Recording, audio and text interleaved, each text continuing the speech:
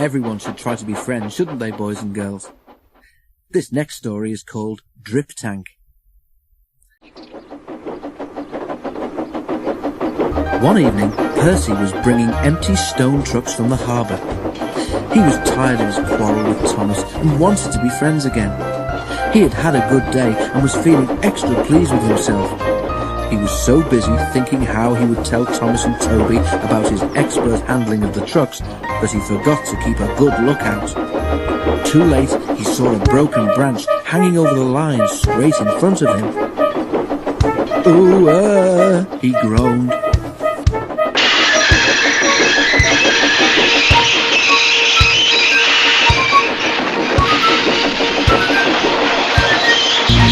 To stop, but his brakes wouldn't hold him. "Ouch!" he exclaimed a moment later. The branch hit his smoke box, broke away and crashed to the ground. Percy was more startled than hurt, but his front was still sore when they reached the shed. "It's your own fault," said Thomas unsympathetically. "You should keep a better lookout. I've no patience with you." "Pooh," retorted Percy huffily. He forgot his good resolution and talked to Toby for the rest of the evening.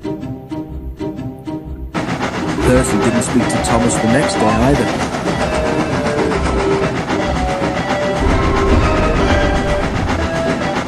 "I say, Toby," he said in the shed that evening, "what's a drip, do you know?"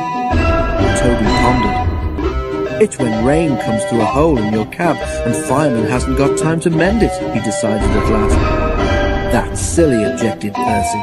"I heard a boy on the platform call his friend one this afternoon. I'm sure he couldn't have come through a hole in my cab," he added earnestly. Thomas was tired of being ignored. "That's different," he interrupted loftily. "The boy just thought his friend was being a coward, or silly, or a spoilsport." Percy thought about this.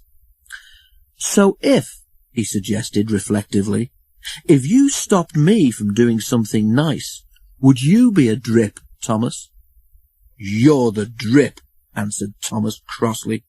"Now go to sleep like a sensible engine and stop talking nonsense." Percy was offended. Instead of going to sleep, he became even more determined to pay Thomas out. Next day, Henry's train was late at the junction. When Thomas set out along the valley, he was trying to make up for lost time. Suddenly, there was a loud bang, and something hard hit the bottom of his left-hand water tank. "Ouch!" exclaimed Thomas and stopped. As he did so, he felt water splashing cold against his wheels. "One of your side rods has broken," said his driver. "It's swung up and punctured your tank. We'll have to get help."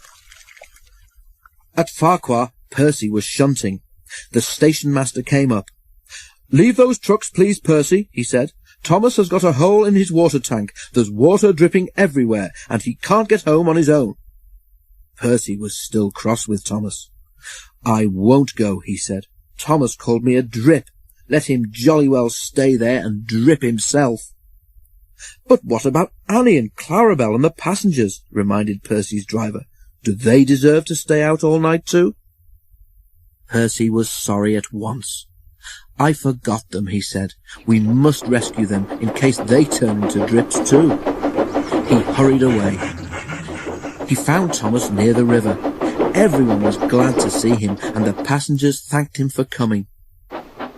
"I'm sorry I was rude," said Thomas as Percy helped him back to the shed.